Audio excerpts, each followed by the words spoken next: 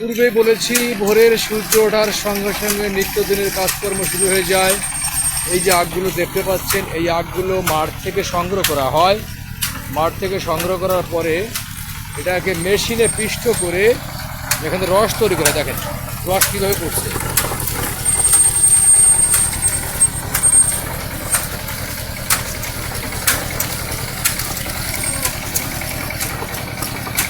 এই আগগুলো মেশিনের ভিতরে ঢুকে দেওয়া হয়, এরপরে মেশিন কিন্তু ওকে অটোমেটিক্যালি পিষ্ট করে। পিষ্ট করার পরে কিন্তু এটাকে কী করে, এটাকে কিন্তু রস দেখেন রসগুলো পড়ছে। দেখানোর চেষ্টা করছি আপনাদের।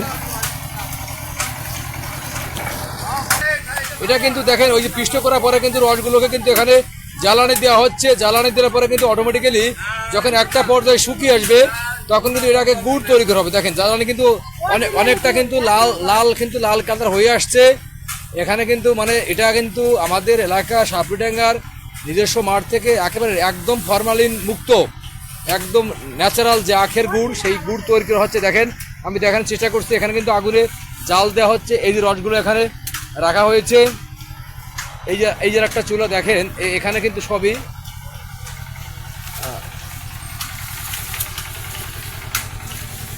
আচ্ছা ভাই, এখানে এই টপটায় কতটুকু গুড় হতে পারে? 1 মণ গুড় হবে এই টপটায়। এইটা কি আপনাদের নিজস্ব জমি রাখ? এই দিকে তাকাই বলেন, নিজস্ব জমি রাখ। তাহলে এই টপটায় 1 মণ গুড় হবে, তাই তো?